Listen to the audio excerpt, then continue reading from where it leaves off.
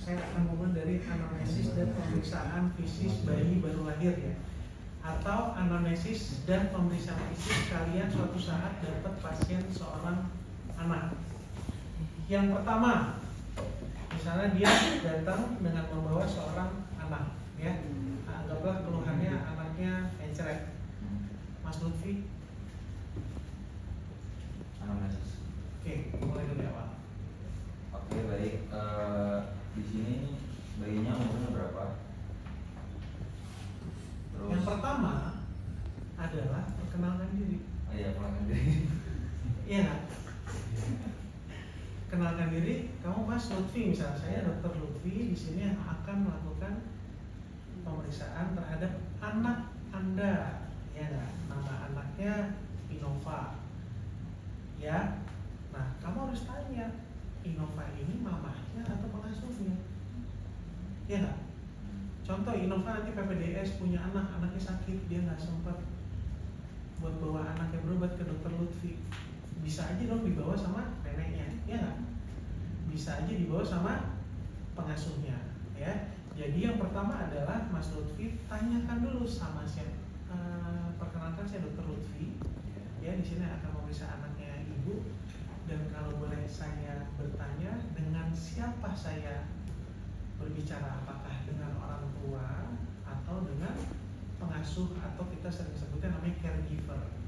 Caregiver itu belum tentu ART, belum tentu babysitter, tapi siapapun yang diberikan amanah untuk memegang si pasien ini, ya. Nah, kemudian apa lagi? Kemudian nanya identitas dari bayinya. Oke. Nama, umur, terus alamatnya di mana. Terus habis itu nanya keluhan utamanya apa. Keluhan utamanya apa sih? Terus Tanya sejak kapan, terus terus seberapa sering, bagaimana konsistensi dari fesesnya, terus apakah ada keluhan lain, terus Rizky dulu. Dengar ya Mas? Oke. Yang pertama, ketika kita menghadapi resusitasi pada anak atau menghadapi anamnesis dan pemeriksaan anak dengan pasien anak settingnya, ya, aku lebih baik bertanya tanggal lahirnya apa. Iya nggak?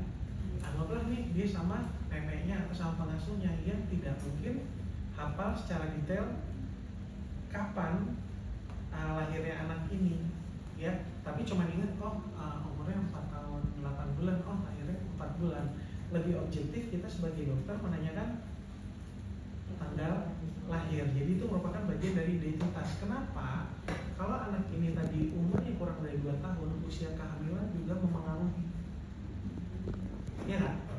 Ada yang usia kehamilannya cukup, ada yang usia kehamilannya tidak cukup. Oke, lanjut. lanjut.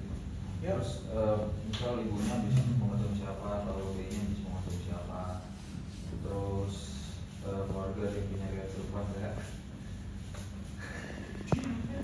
Siapa tuh ibunya? Itu bisa. Kenapa coba alasannya? Ada yang bisa ngasih pendapat nggak? Kenapa boleh nanya kalau keluhannya serupa sama ibunya? Karena serupa. Boleh. Terus karena ada beberapa transmisinya fekal oral, benar kan? Iya, terkait hygiene, ya kan? Kali aja mamanya lupa cebok, pakai sabun, pegang anaknya. Atau kadang-kadang bukan karena mamanya, tapi anaknya sakit, tidak baik membersihkan daerah analnya, transmisinya ke mamanya. Ya nggak? Bukan karena mamanya menularkan juga, itu bisa, tapi dari anak ke orang tua. Oke, lanjut.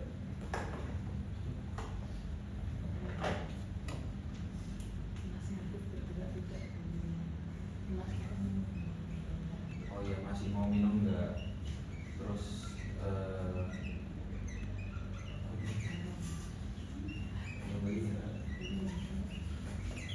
Tadi ya, paling penting kalau di buku ini kan nama, tanggal lahir, usia, jenis kelamin, terus orang tua, ya.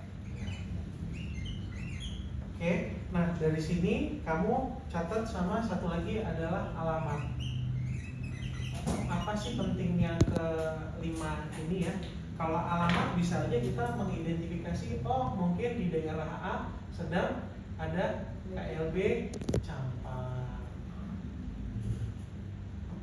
ya nggak? Oh di daerah B lagi ada KLB misalnya diare. Kan dengan informasi di medsos sekarang gampang banget. Orang tua tadi kita bisa identifikasi apakah dia caregiver atau orang tua langsung, ya, baik ayah atau ibu. Dari sini juga kita bisa tahu, oh maaf dok, ibunya atau orang tuanya meninggal, HIV. Iya dong, faktor risiko nggak?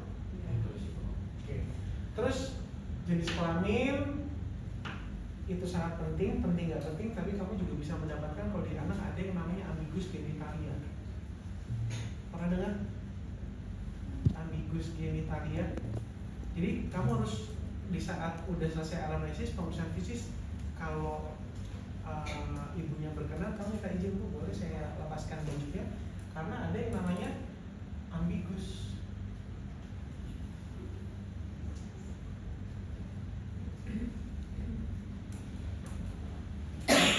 Labia mayor kan kebayang ya, labia mayor, terus biasanya di sini ada labia minor ya. Itu biasanya kalau ambigus si labia minornya gede, jadi kayak talus. Sebenarnya itu kayak bakalnya adalah penis. Kalau baca ambigus genitalia, atau biasanya nama penyakitnya ada yang namanya DSD, Disorder of Sex and Developmental. Kenapa tanggal lahir atau lebih saya highlight dibandingkan usia? Karena ini ada seorang anak yang lahirnya preterm atau kurang bulan, ya, walaupun sebagian besar pasti lahirnya anterum atau cukup bulan. Ketika kurang bulan kita pakai usia koreksi, ya. Sampai sini identitas ini pentingnya selesai. Nomor 2 terkait dengan kamu ganti orang, maju. Mbak ini siapa? Mbak Am. Amel. Amel. Sama belakangnya tuh siapa mas? Oke, sekarang terkait dari riwayat penyakit, yuk maju. Kami improvisasi jadi pasien diare. Oh, Nanti, saya pasien. ya, kamu mamanya pasien. Cerita sama kita. Tadi aku diare ya? Ya, diare. Keluhan utamanya kita lanjut diare ya. Oke, silakan kamu sebut. Kamu tanya. Keluhan utamanya apa bu? Ini pupnya encer dok. Oh, udah berapa lama? Seminggu. 3 hari. 3 hari. Grafis. Itu terus-terusan atau ada waktu tertentu? Terus-terusan dokter. Terus-terusan. Sebelumnya pernah ada keluhan seperti apa? Enggak, ini baru aja. Terus orang-orang di rumah gimana? Apakah ada yang dari juga? Enggak ada. Gak ada. Ada keluhan lain nggak? Bayinya sih mau minum atau kelihatan gak aktif juga? Jadi lemas kelihatannya. Jadi Terus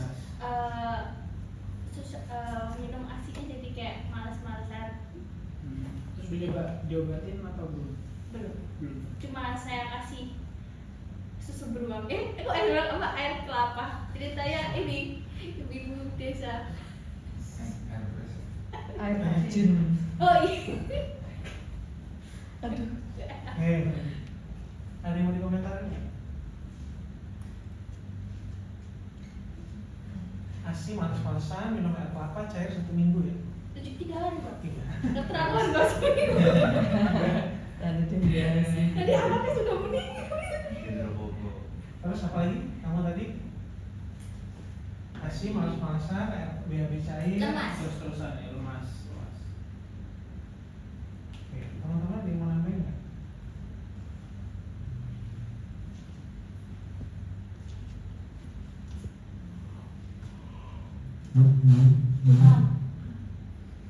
Kamu juga boleh ngasih komentar. Demam. Demam. Oh, demam. Jadi kalau dari sini sebenarnya kan kalau di buku kamu keluhan utama itu BAB cair ya. riwayat perjalanan kita pakai Secret Seven kan? Ya nggak? Apakah keluhan yang menyertai apa keluhan yang memperberat, sudah minum apa? Ya nggak? Ini baru ada 4 nih. Ada yang mau nambahin? Aku mengarut deh.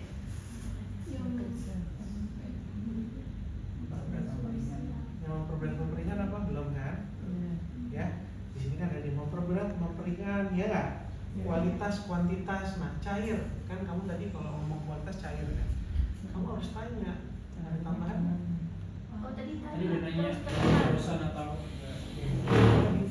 warna misalnya. Nah, lendir, darah,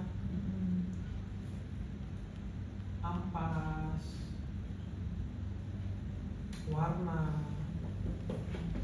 Ya nggak? Karena ada beberapa BAB yang BAB berdarah, kamu langsung berpikir yang paling banyak BAB berdarah antara alergi, food alergi atau parasit amebiasis. Ya, atau bisa juga Crohn disease pada anak ya. Kemudian ada lendirnya, ini juga biasa pada anak-anak dengan intoleransi laktosa. Oh ada busanya, oh masih ada ampasnya, oh masih ada warnanya, misalnya ada yang anak-anak dengan warnanya udah mulai kecoklatan atau kehijauan atau malah warnanya abu-abu tua. Ya, abu-abu tua kalau misalnya warna pada buang air besar, kenapa mau mengambil contoh? Hijau itu kadang-kadang dipengaruhi oleh klorofil. Ya, intake yang dikonsumsi oleh ibu. Ibunya memberikan ASI. ASInya diminum anaknya, ya. Terus yang kedua adalah biasanya kehitaman. Nah, kehitaman ini bisa karena perdarahan saluran cerna bawah, hitam bawah loh ya, ya kan? Atau bisa karena intake zat besi.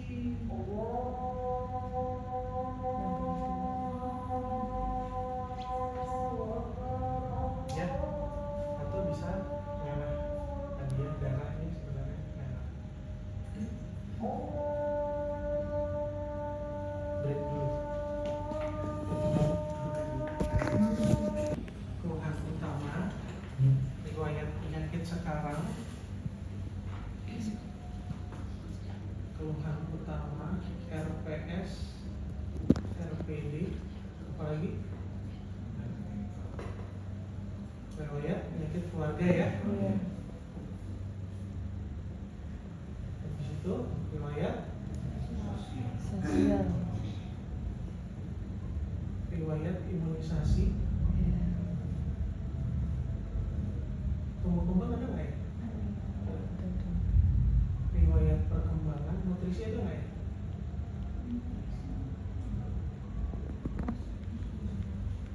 Nutrisi. Diceklis. Riwayat kehamilan udah tadi ya, kehamilan.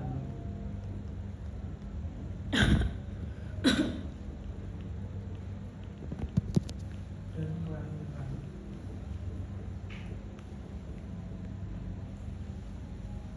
Tumbuh kembang, imunisasi, ada makanannya.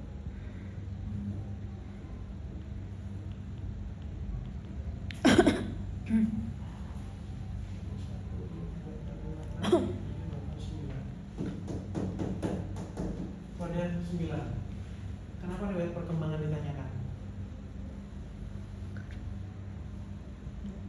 Agar kamu sesuai dengan ada chartnya gitu dok, kemudian sesuai dengan umur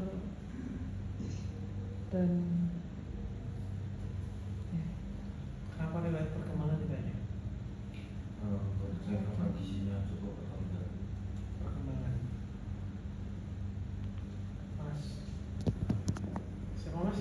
Mas Vera? Untuk mulai apakah ada stunting Sebenarnya Sharing. sharing kenapa? Mau perkembangan. Kita cek apakah dia ada kayak keterlambatan. Nah, jadi perkembangan itu dicek apakah perkembangannya sesuai sama usia. Kan kita ngomongnya anak ya. Apakah sesuai usia atau tidak? Anak 6 bulan belum bisa duduk, warning kan? Anak 18 bulan belum bisa jalan, warning kan? Anak 12 bulan belum keluar satu kata, warning. Sehingga itu nanti yang mendasari kita harus kemana buat konsultasi atau buat minta kerjasama sama bagian. Contohnya mungkin aja dia kalau belum bisa bicara karena nggak dengar, bisa aja karena dia tuli, atau misalnya dia belum bisa jalan, oh ternyata dia ada cerebral palsy, atau ternyata dia masih head lag, ya itu harus kalian tanyakan. Kemudian riwayat imunisasi, apa pentingnya riwayat imunisasi?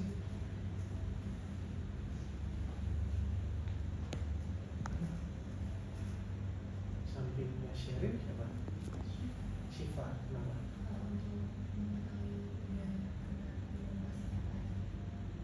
Oke, atau sederhananya kalau sekarang lagi musim campak, kamu boleh tanya, Bu, udah imunisasi campak belum? Wah, ternyata anak saya 7 tahun belum imunisasi campak. Sakit deh dia ketularan campak. Itu bisa, ya.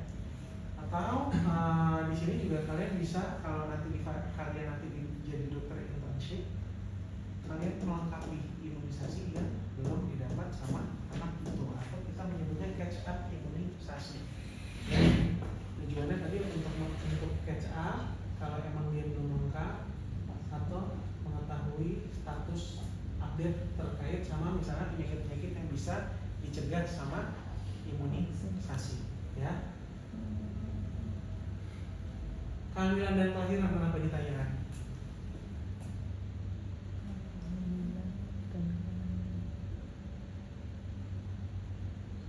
Bisa saja Parah. Iya. Fadila. Siapa? Fadila. Oh ya, aku cuma F sama H Fadila. Kenapa Fadila? Mungkin dari buat resiko pertama gitu. Resiko apa? Resiko kalau sama ibunya waktu hamil, misal merokok atau melakukan sesuatu hal yang bakal berpengaruh ke perkembangan bayinya, terus penyakit yang bakal timbul. Oke. Kehamilan itu sederhananya misalnya riwayat mengkonsumsi obat, ya, atau riwayat infeksi selama kehamilan. Infeksi apa? Contohnya itu bisa campak atau rubella. Kamu pernah dengar ya? Campak, torch, ya, rubella, CMV.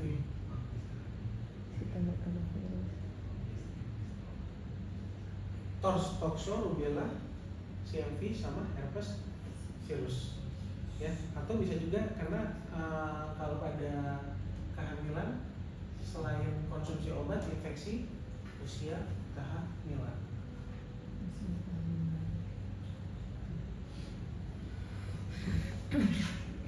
Ya, ada beberapa kelainan yang setelah di tracking itu ada hubungannya sama usia kehamilan, ya.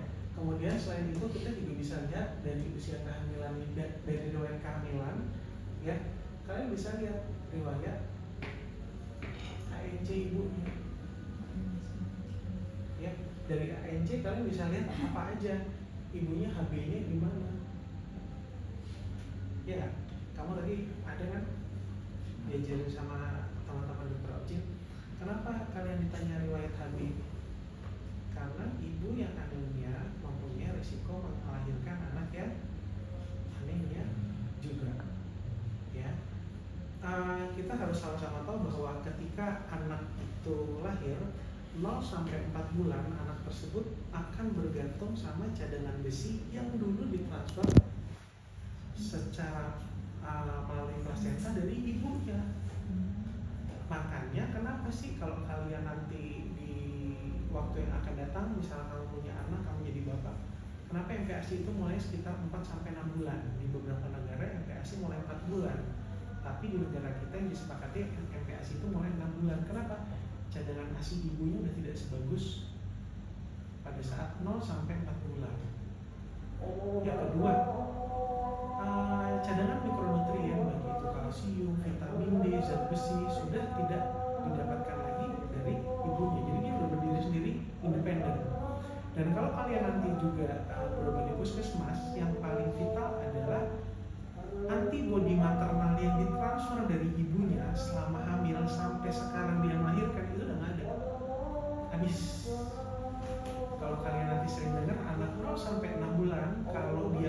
saja ya, semua riwayat ini relatif jarang sakit. Kenapa?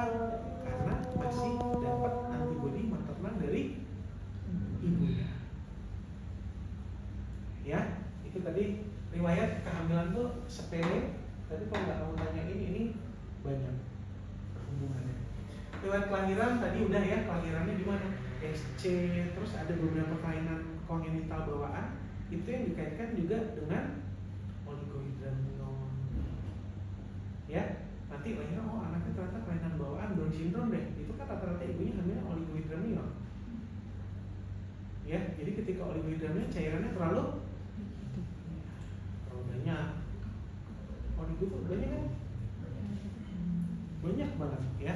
Terus kita pindah lagi ke riwayat makanan. Apa saja yang dikonsumsi oleh ibunya? Contoh, ibunya konsumsi dairy. Yang paling sering kalian dengarkan pasti masalah alergi ya.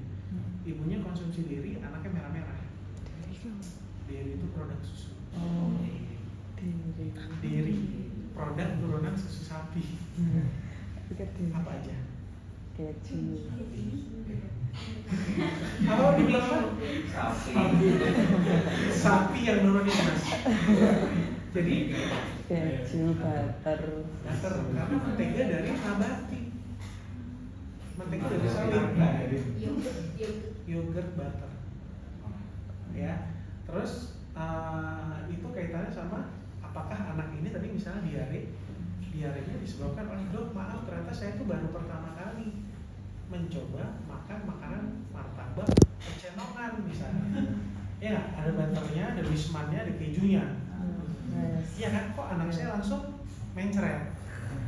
Itu kan berkaitan ya. Sampai sini ada yang ngerti nggak alasannya kenapa dilakukan anamnesis 9 item ini? Jadi ini kayak wajib langsung otomatis kalian tulis pada saat kalian melakukan anamnesis pada seorang anak. Oke, kita pindah selanjutnya. Ada yang mau tanya nggak? Teknik anamnesis ya Cenesa. Kasih empati. Kalau pasiennya seorang anak yang sakit, kamu juga nanti akan ngadepin anak kamu sakit. Yang sakit itu kamu sama anakmu. Iya nggak? Malah kadang-kadang kalau kita berperilaku tidak sepantasnya yang sakit hati ibunya. Dan orang zaman sekarang akan gampang nulis Google Review. Ya, karena nanti kalian akan bukan menjual ya, kita akan bekerja sebagai profesional yang memberikan pelayanan terutama jasa. Ya, kalian ini masing-masing tak ada yang masa depannya dokter spesialis bedah, ada yang jadi dokter anak, ada yang jadi dokter kulit, ada yang jadi dokter penyakit dalam dan lain-lain. Tunjukkanlah pada saat anamnesis itu empati, terutama anak loh, karena ibunya nggak mungkin santai. Malah kamu nanti akan bertanya, ibunya santai banget sih anaknya udah diare kayak gitu. Wah ibunya lebih sakit itu. Belum kalian tahu nanti gerombolan nenek-neneknya di belakang itu juga akan menyerbu kalian. Jadi titip di saat melakukan anamnesis dan pemeriksaan fisik kita memberikan empati sesuai sama yang di buku ini ya. Terus yang kedua,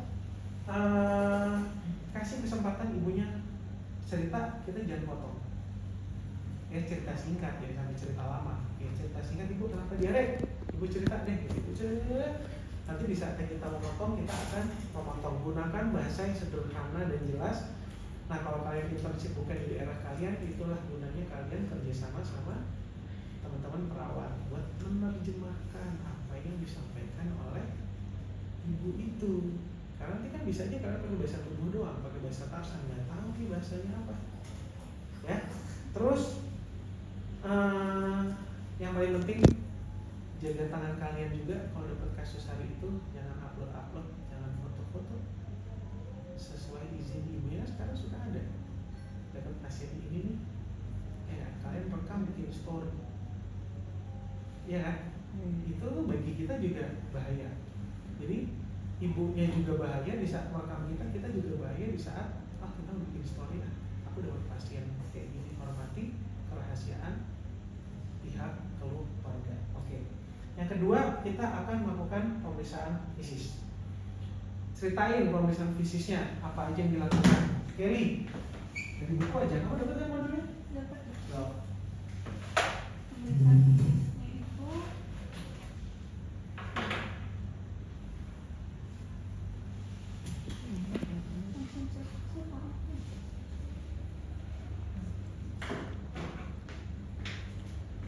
PF. Yang pertama adalah KU. Kalian kan terus dengar gimana KU-nya? Ya nggak?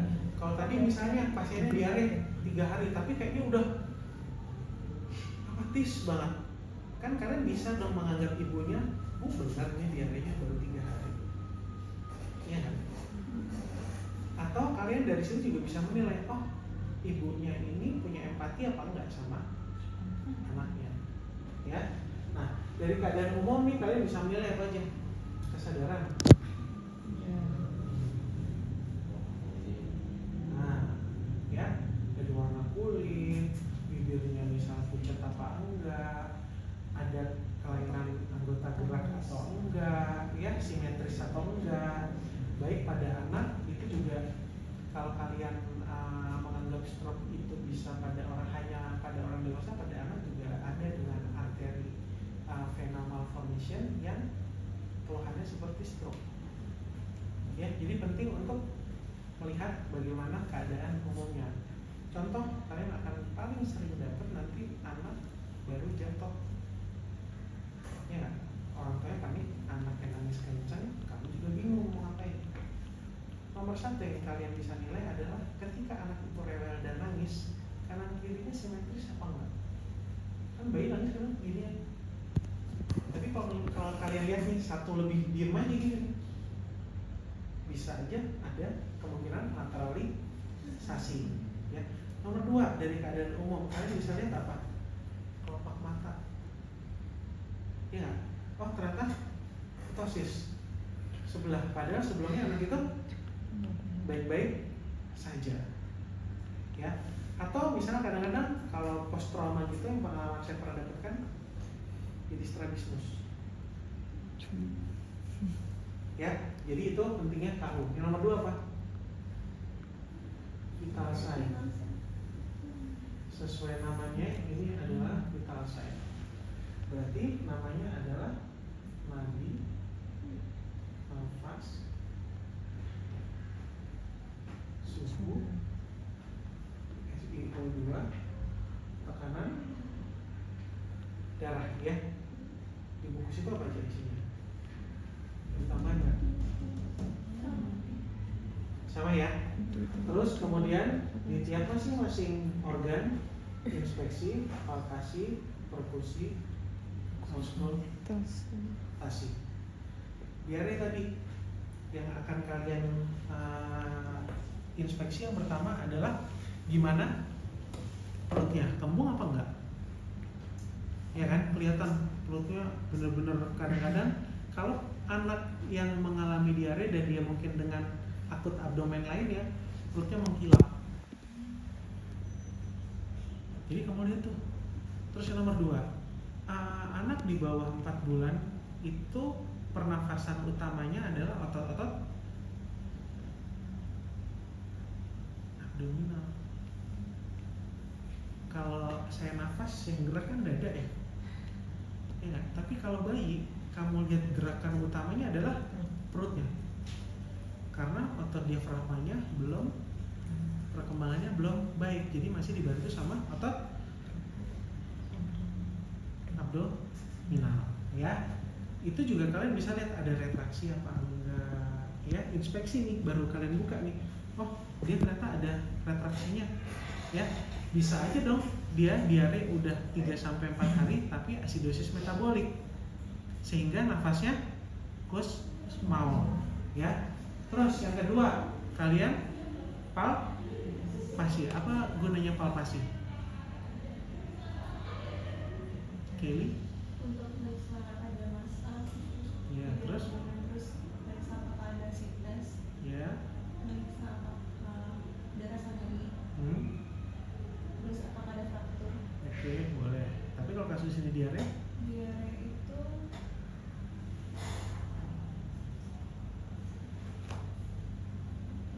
Sifah?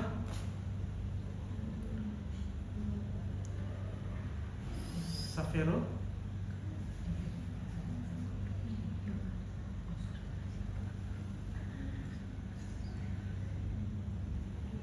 Palpasi, tadi palpasi ya?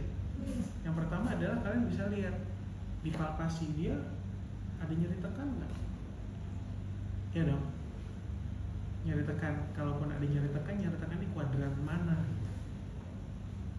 Perkusi, kalau perkusi buat tadi pekak kan, pekak ali, pekak sisi itu untuk menentukan adanya asites atau tidak. Auskultasi untuk menilai gimana bising ususnya, ya, atau kalau dia di paru-paru gimana suara nafasnya. Karena suara nafas dasar anak sama bayi pun beda, ada yang bronkial, ada yang vesikular. Apa bedanya bronkial sama vesikular? Kalian baca di pertemuan selanjutnya nanti ya, inspirasi sama ekspirasinya. Kalau kita ini udah inspirasinya 2, ekspirasinya 1 kalau nggak salah. Inspirasi banding ekspirasi kita lebih panjang inspirasinya. Kalau pada anak, pada infant lah biasanya ya, di bawah 4 bulan, di bawah 6 bulan ya. Jadi 1. Kalau kita 1, 2 lepas, 1, 2 lepas, ya itu di auskultasi. Kemudian tadi paru-paru udah, abdomen udah, apalagi yang kalian bisa auskultasi? Habis ya. Nah, auskultasi itu juga pemeriksaannya pada perut seorang anak atau pada abdomen itu juga bisa kalau anak itu ada hernia umbilikalis, atau kalian mungkin nanti akan sering dengar, dok anak saya bodongnya gede. Itu kalau khas itu kalau di auskultasi itu biasanya ada bising ususnya, karena namanya hernia umbilikalis, ya. Oke, dari situ ada yang mau ditanya?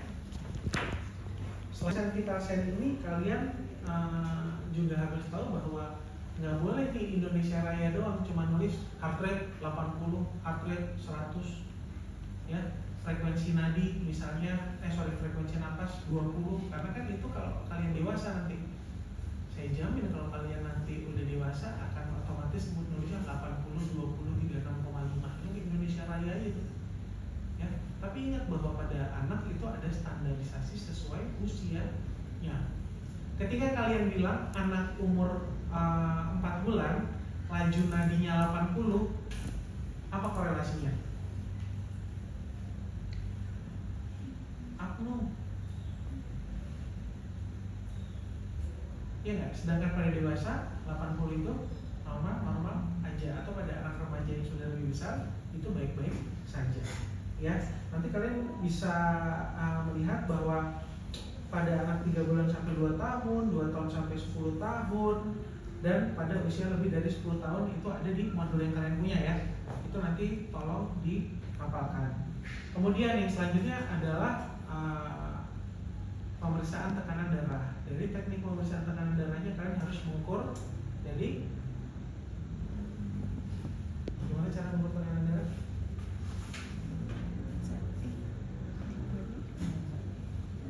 Ada yang pernah belajar cara mengukur tekanan darah? Diukur panjang dari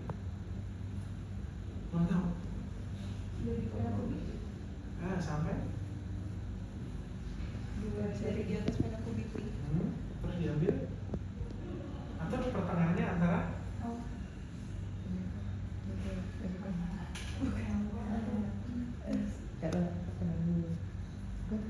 apa ini? Anatomi? Oleh kelanan? Ya, Hah? Mayer.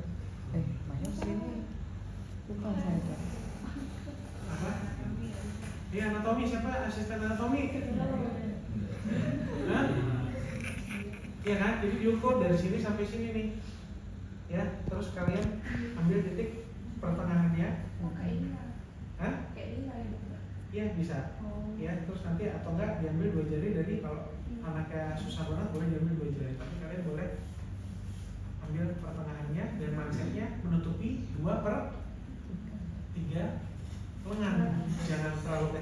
jangan terlalu semua lengannya tertutupi, standarnya juga ada di situ ya.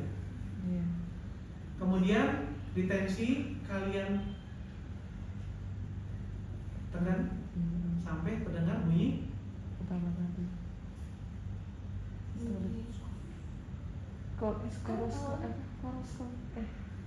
aduh cough. iya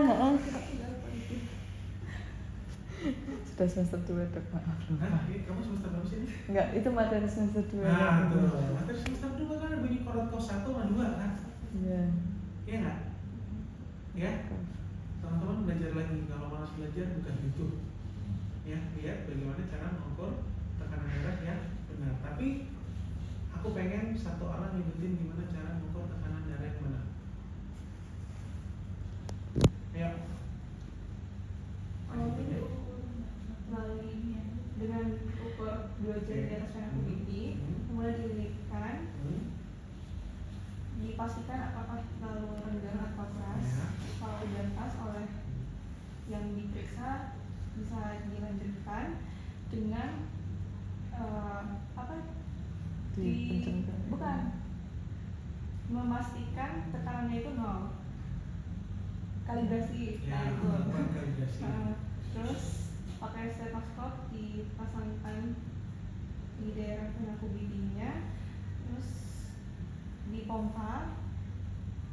Kan awalnya itu ada nadinya, detak, iya ada suara nadinya, terus ditekan sampai nggak ada suaranya sama sekali. Terus dilepaskan, diputar, set, sampai muncul detak jantung pertama, itu sistole. Terus nanti bakal ada detaknya terus menerus. Nah terus nanti ada detak jantung terakhir sebelum menghilang. Nah itu yang diastolnya. Oke. Kan namanya ada bunyi chord cough 1 Chord cough 1 sama 2. Oke, nanti melihat pernafasan yang paling benar adalah kalian berdiri di sebelah kanan pasien terus melihat gerakan dinding dadanya pasien ya. Itu kalau pernafasan. Tensi udah, nadi tadi kalian raba di apa namanya? Tahu di sini? Enak. Atau kalau di selangkangan namanya apa? Atau di kaki bisa kalian raba di arteri dorsalis pedis. Kalau selangkangan apa? Apa? Ya bisa. Ya. Oke, itu tadi 4 lokasi yang gampang untuk kita raba ya. Suhu badan untuk pengukuran suhu tubuh yang paling bagus di terbaik di rektum ya. Ya, terus selanjutnya bisa di aksila. Ya, tembak gimana tembak? Pakai infrared? Kan ada yang zaman COVID pakai infrared thermometer. Itu gede biasnya ya. Biasnya besar ya. Iya. Jadi memang terbaik kalau kalian bisa mengukur pakai yang di ketiak ya. Pakai raksa atau pakai digital?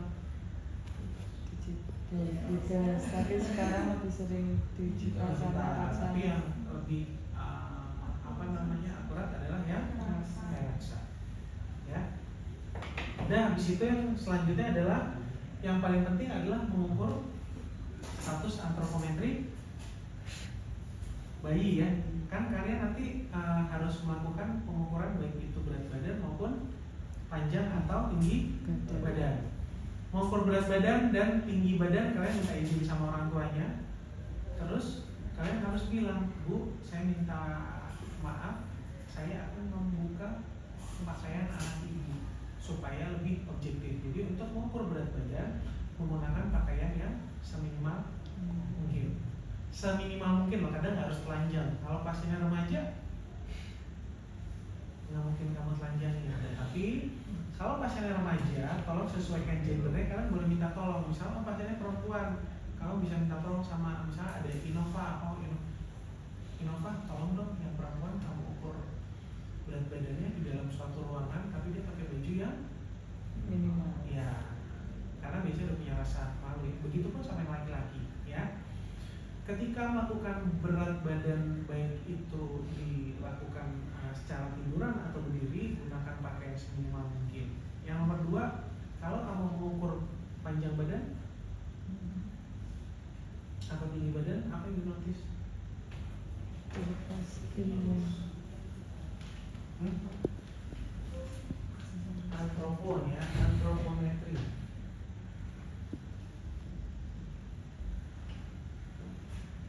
Yang paling sering adalah berat badan, ya, tinggi badan atau panjang badan, lingkar kepala, lingkar lengan. Berat badan gunakan pakaian seminimal mungkin. Kalau tinggi badan atau panjang badan, lepaskan penutup kepala dan alas kaki. Iya, kalau anaknya baru pakai kaos kaki kan alas kaki. Ya, habis itu pada anak 0 sampai 2 tahun yang diukur adalah panjang badan. Pada anak 2 sampai ke atas yang diukur tinggi badan. Beda loh ya, anak 0 sampai 2 tahun kalian mengukurnya panjang badan, 2 tahun ke atas tinggi badan. Kemudian selanjutnya adalah lingkar lengan dan lingkar kepala dan lingkar lengan atas. Cara mengukur lingkar kepala?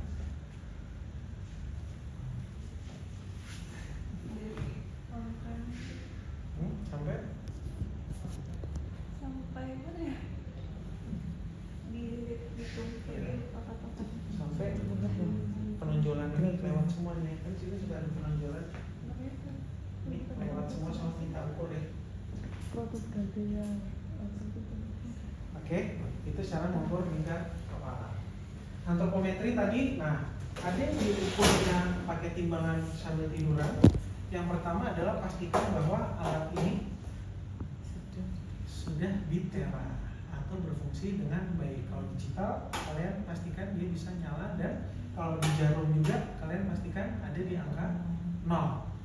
Kalau di itu namanya apa? Stadiometer.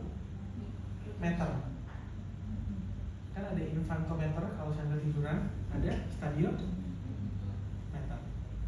Ya, nanti pakai harus kalian kalibrasi terlebih dahulu. Itu kan cuma kalian tempel pakai itu. Ya, lakban ya.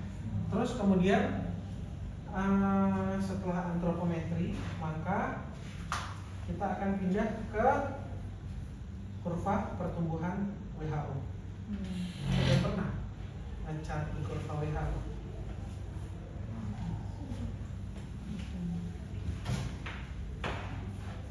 Anak 0 sampai 5 tahun kita pakai kurva WHO ya.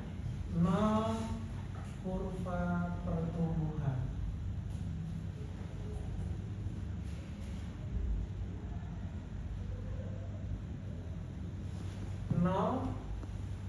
Sampai 60 bulan atau 5 tahun ini pakainya WHO Growth Chart. Lebih dari 5 tahun sampai 18 tahun kita pakai kurvanya namanya CDC ya. Tadi setelah itu kalian bisa lakukan pemeriksaan lain seperti pemeriksaan neurologis, ya nggak? Pemeriksaan neurologis bisa refleks fisiologis, refleks patologis, atau rangsang menial, ya. Selanjutnya adalah berarti pemeriksaan fisik status neurologis. Sebenarnya pemeriksaan fisik status neurologis itu bisa dari N+1 sampai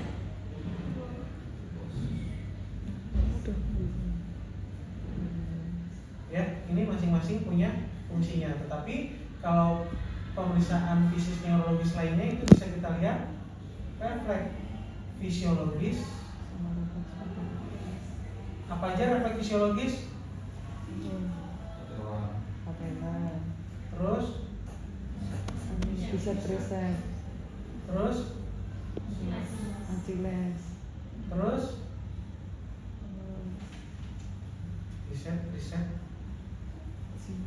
bicep, tricep, Achilles, patella. Sims, oh ini yang ya, patologis ya.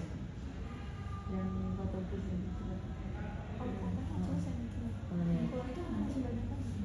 Ya, oke. Refleks patologis apa aja? Badan lama. Sih nggak lupa aku namanya. Brudzinski 1, 2, Kernik, terus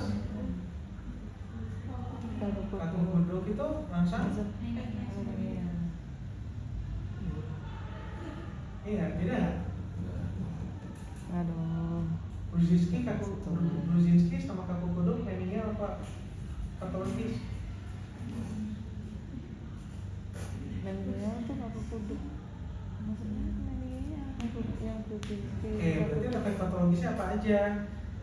Bentar dong. Oh, ini Apa? Hoffman Tromnak Kali ini semester berapa sih? 6. Gordon, terus Oppenheim, Cadok, Babinski, Hoffman Tromnak. Yang paling sering adalah dilakukan Babinski, Oppenheim, Cadok, Rosolimo, Mendel, Bunda, Stansky. Tadi. coba pembicaraan. Oke.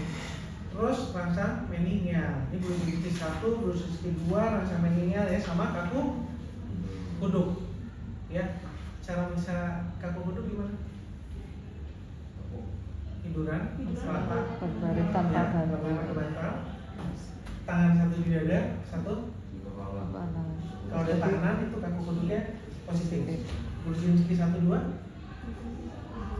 Kakinya diangkat sama. Nanti efeknya kakinya nggak Ya. Iya. Oke, ada Brudzinski 1, kalau Brudzinski 2 kakinya ditekuk. Tekuk, iya. Oke. Habis itu bisa nanti kernik. Ya. Iya. Oke. Hari ini harus semuanya.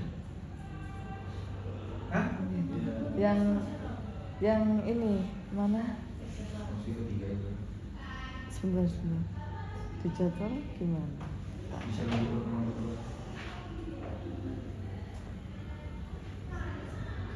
Kalau di jadwal Oke, lanjut udah dikit lagi ya. Kemudian yang selanjutnya adalah menilai tumbuh kembang seorang anak. Menilai tumbuh kembang biasanya kalian harus dengan bantuan kurva atau chart dan ver ya. Yang dinilai apa aja? Biasanya dinilai adalah personal sosial, kemudian apalagi motorik kasar, apalagi motorik halus dan bahasa. Ingat bahwa yang kita nilai dari perkembangan adalah personal sosial, motorik kasar, motorik halus dan bahasa.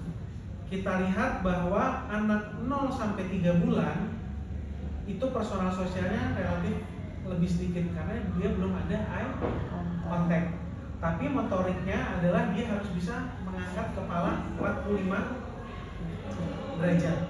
Kemudian pada anak usia 6 sampai 8 bulan itu biasanya harus bisa mengangkat kepala 90 derajat, sudah ada eye contact dan biasanya dia sudah mulai ada menanggapi dan dia mulai queen biasanya. Kalau ngomong kayak tuh, itu mulai ada ketika ada dua arah. Itu nanti personal sosialnya. Bahasanya apa? Tadi bisa gitu. Atau dia bisa teriaknya melengking. Ya, itu bahasanya. Kemudian nanti kita pindah lagi nih anak ke 6 sampai 8 bulan. Biasanya anak 6 sampai 8 bulan itu nanti dia sudah bisa duduk dengan bantuan. Ya, anak umur 9 sampai 11 sudah bisa duduk sendiri. Ya, anak 9 sampai 11 dia sudah bisa merangkak. Ya, anak umur 12 bulan ke atas dia sudah harus bisa jalan tanpa bantuan.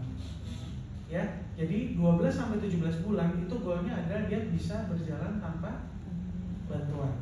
Umur 18 sampai 24 bulan dia sudah bisa berlari sama naik tangga dengan bantuan. bahasa anak umur 12 sampai 17 bulan dia sudah bisa mengucapkan 1 sampai 6 kata biasanya dengan arti, dan biasanya pengulangan mama, papa, mama, mimi, orang Jawa apalagi sih mama, papa, mimi, pupuk susah, p itu susah ya. Itu biasanya yang paling gampang, 4 kata oke, lewat. Nanti umur 18 bulan ke atas dia sudah bisa harus 6 sampai 20 kata ya, itu dari bahasa. Motoriknya anak umur 6 sampai 8 dia udah bisa ngeraup. Kalau ngambil tuh ngeraup, belum gini, fine motornya belum ya, jadi masih ngeraup. Kadang-kadang kalau dia lagi mulai makan di umur 6 sampai 8 bulan ngeraup, masukin lagi begini. Tapi nanti di 9 sampai 12 bulan dia mulai spesifik, masukannya lebih halus. Sampai nanti di umur 1 tahun ke atas dia pengen dengan bantuan alat makan. Jadi mulai pegang alat makan, entah masih sudah mulai halus atau belum, tapi mulai gini, wah makannya biasanya berantakan semua. Nah, anak umur 4 sampai 6 kalian juga harus kasih jari kalian. Kenapa? Biar dia grasp. Nanti dia bisa megang jari kedua orang tuanya. Itu karena dia motorik halusnya masih gini semua. Kamu bisa sehalus itu pegang stylus atau bolpen umur berapa sih? Kelas 2. Susah kan ini? Susah lah ini. Anak kelas 1 SD ini masih susah lah ini. Ya nggak? Kalian nanti di umur hampir 1 tahun si anak itu kalian harus pilih udah bisa garis lurus belum? Kalian di umur 6 tahun kelas 1 SD emang bisa nulis kayak gini lurus begini? Itu namanya motorik halus ya. Tadi harus dinilai ya, bisa dengan Denver. Kalau dengan Denver, kalau dia bisa melakukannya kita tulis P, kalau dia gagal melakukannya kita tulisnya fail ya. Kemudian selanjutnya pemberian nutrisi pada anak 0 sampai 6 bulan. 0 sampai 6 bulan itu harus dapat ASI eksklusif. Kemudian 6 bulan dimulai pemberian MP ASI. Sesuai judulnya namanya MP ASI adalah pendamping. Nanti disesuaikan teksturnya sesuai usianya. Baru nanti di atas 12 tahun, di atas 12 bulan ini udah makanan keluarga.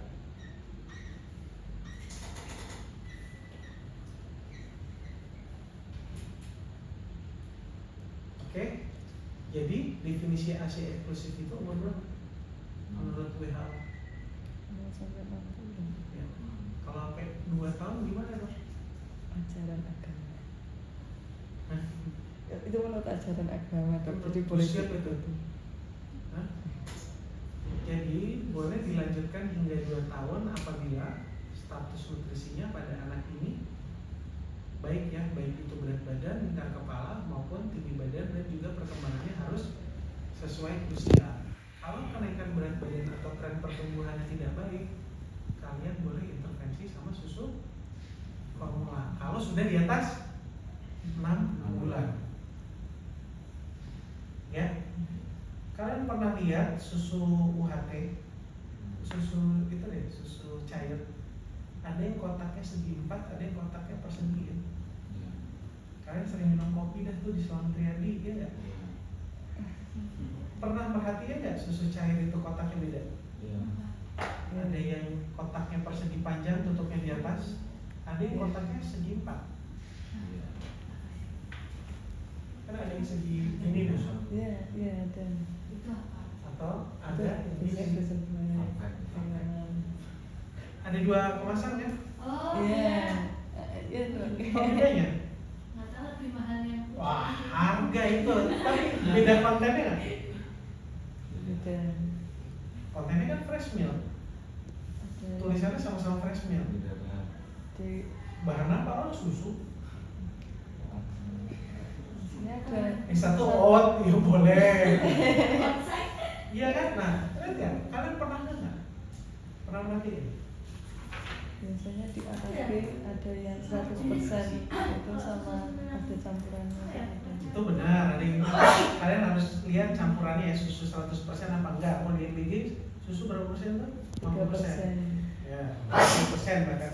Perisannya 97%. Ini pasteurisasi, ini UHT. Kamu pernah dengar pasteurisasi istilahnya nggak?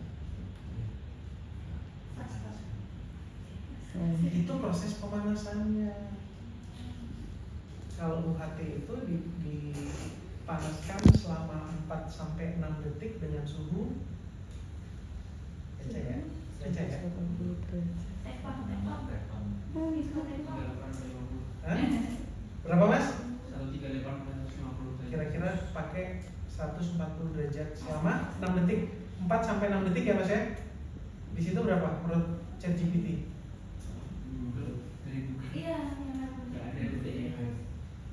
Ya, itu selama sekitar 4 sampai 6 detik dengan suhu kira-kira 140 derajat. Pasteurisasi? Ayo, ChatGPT. Tuh.